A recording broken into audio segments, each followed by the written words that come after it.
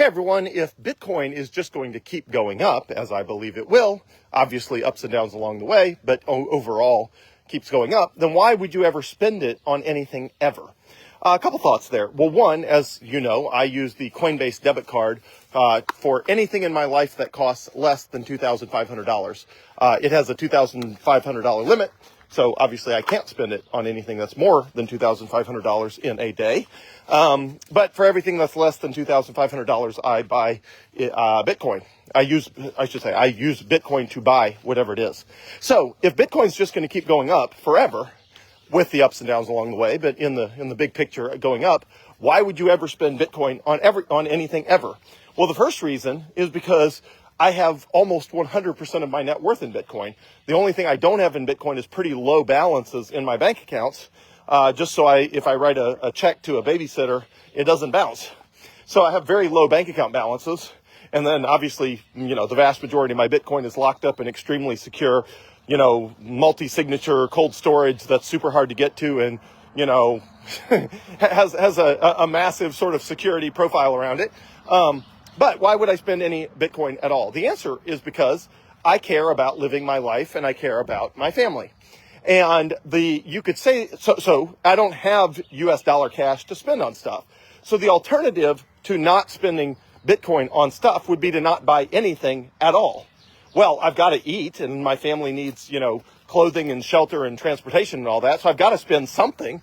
And if you keep all of your net worth in Bitcoin, then the only something you have to spend is Bitcoin because there's not any US dollars otherwise to spend. So I don't keep US dollars around to spend on food and, transportation, housing, clothing, all that sort of stuff, which means if I was not using Bitcoin to buy stuff, then we would not have clothes or food or shelter or transportation. And obviously those are the four things you got to have to live. Okay, so you got to buy those things somehow, and I don't have US dollars to buy those things because I already converted the US dollars that would have been used to buy those things into Bitcoin. So I've got to use Bitcoin. And I like that I have to use Bitcoin because in general, over time, I am, paying less and less and less for the things I buy than I would be if I were using US dollars. Okay, now the quandary about spending Bitcoin on stuff applies no matter how you have your money invested. So even though inflation eats up 4% to 9% of your money every year if you're in US dollars, you can put money in the stock market. And then you have the exact same quandary I have, which is let's assume the stock market outperforms inflation by 2 or 3% per year. Maybe it's probably in the ballpark. I don't know. It's ever so slightly higher than inflation, whatever that is. So I could ask the same question of you, which is why do you spend any money on anything instead of just invested in the stock market and your purchasing power will go up 2 or 3% per year and that exact same money can buy you 2% or 3% more stuff next year by keeping in the stock market next year? And the answer is because by that logic, you'd never buy any stuff. You would not buy any clothing, transportation, housing, or food. And you need those things. And also, life is short. You want to buy other things. There's other things you value that you want to buy. And, you don't want to wait. You don't want to go live your best life when you're 80 years old and live a meager existence until then because, God made the world and the world is awesome and it's fun having, certain things that make life richer and more interesting while you're young and while you're still here. And you're not, 80 or 90 or 95 years old. So, which means if you have, your wealth in the stock market or in Bitcoin, you're going to have to liquidate some of that to buy whatever it is you need. Now, sometimes there's exceptions. Like a couple months ago when I bought my Tesla, my 2026 Tesla Model Y Launch Series Edition, which is what I drive now. I should say what I drive when I'm not traveling. When I'm in the U.S., that is what I am driving. So I could have liquidated Bitcoin. The price of Bitcoin at the time of the purchase was $85,000. But thankfully, the fiat financial system, which means the old school government-run money system, was willing to lend me money at 6% interest. And so I went to Trustmark, one of the local banks here in Mississippi. I went to Trustmark. They gave me a 5-year loan, 60 months at 6% interest. And I used that money to buy my Tesla. And what happens every month is I liquidate just enough Bitcoin to pay the car payment on that Tesla. So right now, as this car payment comes due, Bitcoin's at $104,000. So a car payment that, had I liquidated the Bitcoin at $85,000, obviously it would have cost me a lot more Bitcoin to make that car payment than if I borrow US dollars using the car as collateral, because the car is collateral. I mean, if I don't make the payments, they will repossess the car. That's how that works, which of course is not going to happen because I could pay for the whole car, right now with cash. It's not cash, but I could liquidate enough Bitcoin to pay for the entire car with US dollars, like right now, easily. So, anyway, that doesn't mean I wouldn't have to jump through a bunch of, hoops and, go tap my cold storage ultra secure Bitcoin. But over the course of a week or two, I could jump through the hoops and, get access to enough Bitcoin to pay off that car completely. But I don't want to do that because the world is willing to lend me US dollars at 6% interest. And I believe Bitcoin will go up infinitely more than that. And so I will just borrow the money to buy the Tesla from Trustmark, and I will pay them back with 6% interest. And that's ridiculously cheap by comparison, as opposed to using Bitcoin. And I'm already getting to make car payments with Bitcoin at $104,000 instead of $85,000. Now there's tougher decisions. The two easy places where the world will loan you money is cars and houses. Now, I'm not saying you should go into, more debt than absolutely necessary on either front. I'm just saying for somebody like me who could pay off a car, I own all my other cars. All the other cars I own for my wife and 2 kids were all paid for with cash. Like, I literally showed up with a check in my hand. And so I've never had a car payment in my life until this Tesla. And the only reason I'm willing to have a car payment for this Tesla is because I could easily afford it regardless. And I just want to game the fiat financial system of government money. And so I'll just borrow the infinite money, which is the US dollar that they print more out of thin air. And that will let me preserve the Bitcoin money, which will preserve its value much longer. And hopefully over the course of 5 years, these car payments will basically they'll start feeling like they're practically free, because the Bitcoin I'm using to pay for them is up 500% from the price I paid for the car. So it'll be the equivalent of buying a brand new Tesla for $10,000, which is pretty great. So cars and houses, they will let you borrow relatively cheap capital for, but other things they will not. So I actually have a quandary right now, because when I am in the US, I am usually in Mississippi. And for whatever reason, the places I stay in Mississippi tend to have poor power, meaning the power goes out a lot, especially with the massive, dying off of a gazillion pine trees that happened throughout the Southeast. It seems like pine tree limbs and pine trees themselves are constantly falling on power lines in Mississippi because a bunch of them died all at one time with the big drought a couple years ago, 2 years ago, 2 summers ago. So as a result of that, the power seems to go out a lot. And so obviously it's convenient if the power didn't go out. One solution is to get a generator.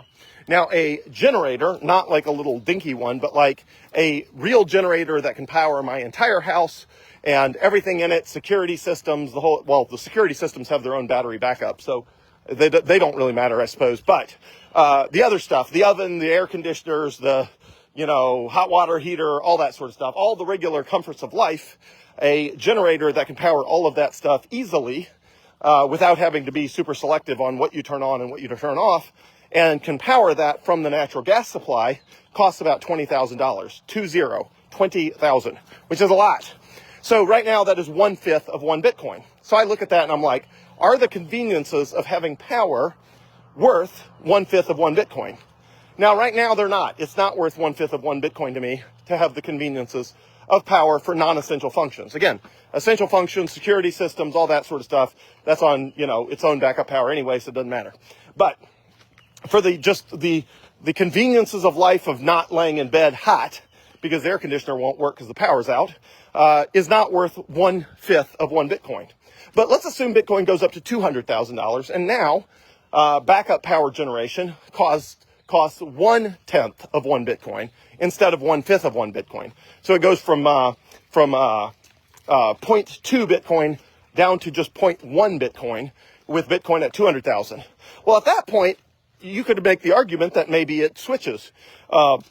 Maybe it's worth it to me to live a life where the power never goes out.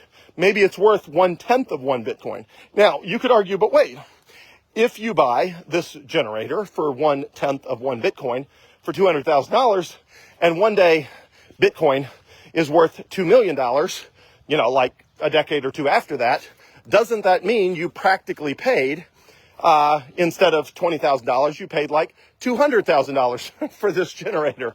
And the answer is yes, but what's the alternative? The alternative is to never live your life and never buy anything. And at some point, life is short, and it's worth, at some point, having things that make your life better. For example, travel is the same way. You can't finance travel. So my family has done a relatively large amount of international travel. We've been all over the place, from Ireland to Thailand to, Honduras. We've just gone a bunch of places. Anyway, all of that is expensive, and none of that is financeable, meaning nobody's going to loan my family money to go to Thailand or to go to Ireland or to go to Honduras or to go to, any of the other places we have been, which means we're funding those trips with Bitcoin at the times we take them. And that is Bitcoin that will appreciate in value, which means over time, those trips will get more and more and more expensive. But what's the alternative? The alternative is to not take the trips at all. And at some point, when you have enough Bitcoin that you feel good about living your life a bit, then it makes sense to do things that involve that. Now, maybe you only have $1,000 of Bitcoin or $10,000 of Bitcoin. But when you bought it at, $500 and it's worth $1,000, maybe it's worth buying something nice for $100. If you buy $10,000 of Bitcoin and it goes up to $50,000, there's nothing wrong with taking a nice trip. It's the exact same thing I'm talking about. It's just a question of scale, of sort of when does it make sense to justify something. So in my case, I've held Bitcoin since 2017. That's been 8 years. The original Bitcoin I bought is up more than 10x. So most of that early Bitcoin, 2017, 2018, my average price was probably just under $10,000, maybe $9,000, something like that. The cheapest Bitcoin I ever bought was $6,400. But most of that early Bitcoin was above or below 10,000, so it averages to probably 9,000, something like that. Well, I'm okay with Bitcoin I bought at 9,000, being at 100,000 and peeling a little bit of money off to go take an international trip with my family to create memories and experiences that my family would otherwise never have. Like, I'm okay doing that. But again, there's two ways to look at that. One is that, but wait a second, let's say an expensive, international trip costs with flights and everything. I mean, flights are insanely expensive if you haven't checked them recently, especially flights to Asia. So you could easily run, $10, $20, $30,000 for a trip. Again, depending on where you're going and how long you're staying, but even let's use a round number. Let's say you go on a trip that costs you $10,000, which I can tell you if you're going to Asia for a couple of weeks, it's going to be more than that. But let's say it costs 10 grand. Okay, so 10 grand. One way to look at that is to say, wait, but I spent $10,000 on a trip, and when Bitcoin at 10x's, I'll have spent $100,000 on that trip. That's crazy. Yeah, but another way to look at that is to say, I bought that Bitcoin that I spent for 10,000 for 1,000. So are you going on a $100,000 trip or are you going on a $1,000 trip? And the answer is, once you hold Bitcoin long enough, I look at it the second way, which is, look, I'm not looking at, or I guess the first way, depending on how you order them, I'm looking at it through the lens of saying, how much did I pay for this Bitcoin? Because however much I paid for this Bitcoin, that's what I'm really paying for this trip. The opportunity cost in the future, that's a future version of me. Like, I'm not going to save all of my money until the day I die. Like, I'm going to live a little bit, and then I'm going to spend most of all the money I make in my entire life finding ways to make the world a better place. And the vast majority of wealth I've ever generated has been spent on other people. It's been spent on political campaigns, public policy initiatives, donations to nonprofits. I mean, my wife and I have given away, vast amounts of money, far, far, far, far more money than we've spent actually just living our lives. But again, that doesn't mean we don't live our lives, and we view the same with charitable giving. Like, if I give a charitable organization money right now, if I give an organization $10,000, and I know that they're going to spend it, of course, what I usually do is I give it in the form of Bitcoin, and I tell them they have to wait at least a year before they spend it, and ideally longer. And my hope is to encourage them to create a strategic Bitcoin reserve for whatever the organization is. But if I give the organization $10,000 with an expectation that they're going to end up spending it in the near term, one way to look at that is to say, yeah, but if I had held on to that money and it doubles, then I could give them $20,000. Yeah, but the other way to look at it is, yeah, but what about all the people that would have benefited from that donation that are not going to benefit from that donation because I'm just sitting on it waiting for the future? And the way I view public policy and political campaigns and things like that is the earlier in human history that you can effectuate a change, the more people benefit. So there are major changes I made it to the legal system and the laws, rules, regulations, etc. of Mississippi. There are major changes I made in 2017, 2018, 2019, and 2020, 2021, 2022. I could have just bought Bitcoin with all the money that it took to make those changes and then tried to make those changes now. But the answer is, but I guess the problem is, okay, but even if I had quadruple or even 10x the amount of money to spend right now, what about all the people that did not benefit between 2017 and now? Am I just going to leave all of the injustices in the world in place with the hope that in the future I can fix those injustices with more money because Bitcoin went up? And, at some level, it's worth doing that to some degree. I'm certainly not going to spend down all of the capital I have for those purposes, but I'm also not going to sit on it all either, because people have real needs right now. Laws need to change. Things need to improve. People can benefit right now for things I donate Bitcoin to. And if I just wait, yeah, the Bitcoin goes up in value, but what about all the people who will miss out on that benefit between when I could have made the donation and now? So it's obviously a balance, because I'm not giving away all the Bitcoin that I've set aside for charitable giving. I'm certainly not giving away all of that now, but I'm certainly not sitting on all of it indefinitely either. It's a balancing act to make the highest change I can today in the world, but still having enough Bitcoin left over to make the change I anticipate I will want to make in the future.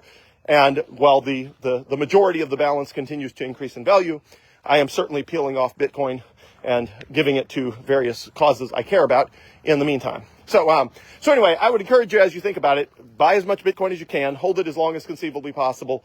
And the better way to think about it when you do spend Bitcoin is, what did I pay for the Bitcoin I'm spending now? Because yeah, in the future, it's going to be worth a lot more. But also in the future, so will your stock portfolio or your bonds or your commodities or whatever. If you sit on them long enough, some of that will also be worth more. But that doesn't mean you don't spend anything. It just means you're smart about it. And that's what I do. And so in the case of my Tesla, I financed it. In the case of a generator, I have decided for the time being not to buy it. But when Bitcoin gets high enough that maybe it costs 1/10 of a Bitcoin to get full power generation, it might be worth 1/10 of a Bitcoin, even if it's not worth 1/5 of a Bitcoin, to get power generation for the places I usually am when I'm in the United States. So anyway, there's all sorts of those choices.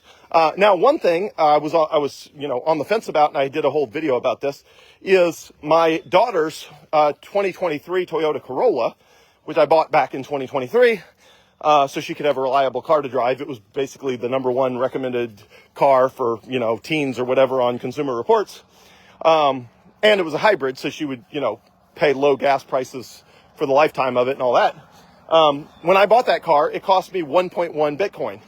And I did liquidate 1.1 Bitcoin to buy that car. Now, I've subsequently bought a lot more Bitcoin. So I guess in some ways you could say, yeah, I didn't really liquidate a Bitcoin, because I liquidated a Bitcoin, but within a couple months, I had bought a lot more than that back based on my increased, continually increasing conviction in Bitcoin. So I did end up with more Bitcoin. It's not like that. It's not like I raided my one and only stash to buy that car, but I did buy it with 1.1 Bitcoin at the time of the purchase, before I ended up later on buying more than that back. And I could have financed that car. And in retrospect, you could make an argument that I should have financed that car. Now, why did I not finance the car? Well, first of all, it was not my car. I'm okay financing my car because I'm responsible for it and I'm responsible for the payments. And the only person who has a negative consequence if I screw something up is me. But this was not going to be my car. This was going to be my daughter's car. And it was important to me that, you know, I not play the same, I don't short the fiat financial system with my daughter's car the same way I'm willing to do with my Tesla. With my Tesla, it's mine. It's my payments. I feel good about it. You know, I'm good with it. But again, it's not like anyone else is dependent on that car. And if I have to, you know, our family could make it work with one fewer car. It'd just require a massive amount of coordination about how to get 4 drivers, you know, with 3 cars. But it's not impossible. But anyway, but I didn't want to do that. And I wanted my daughter to have a car that was paid for, that she did not have to worry about it, and, you know, it was reliable and all that. And we looked at a bunch of used cars, and they were all like 160,000 miles. And, you know, at the time, used car prices were insanely high due to, you know, government shutdowns with COVID and all that sort of stuff. So anyway, so that car cost 1.1 Bitcoin, which at the time I recorded the video was $108,000. I think right now it'd be a little more than that. Because it'd be 104,000 plus another 10%. So yeah, it'd be like 114,000 or something like that. So yeah, that's an expensive Toyota Corolla. And if it had been for me to drive, I would have financed it, and kept the Bitcoin. And then I would have just had, you know, most of a Bitcoin more in my total Bitcoin stash, because I would be slowly paying off that car over 5 years. But because it was my daughter's car, I didn't want to do that. So I just bought it outright with Bitcoin that I liquidated for that purpose. But again, I subsequently bought back more Bitcoin. So in some ways you could say, you know, I ended up with more Bitcoin, but, had I financed that car, I would own, let's call it, you know, 0.75 more Bitcoin right now or something like that, because I would be paying off that car, which was bought when Bitcoin was, you know, 28,000 a coin, something like that. Obviously the payments would be cheap right now if I had financed that car, but it wasn't my car to finance. It was my daughter's car. So I just did it. But anyway, so hopefully my thought process around all of this is helpful. There's things I am buying, like my daughter's car, straight up. There's things I'm not buying, such as this generator, because I don't want to buy it straight up with Bitcoin. And there's other things like my Tesla that I'm financing. But all of it is an effort to be prudent and responsible with the resources that God has given me, and to be wise and preserve as much Bitcoin as I possibly can, while at the same time not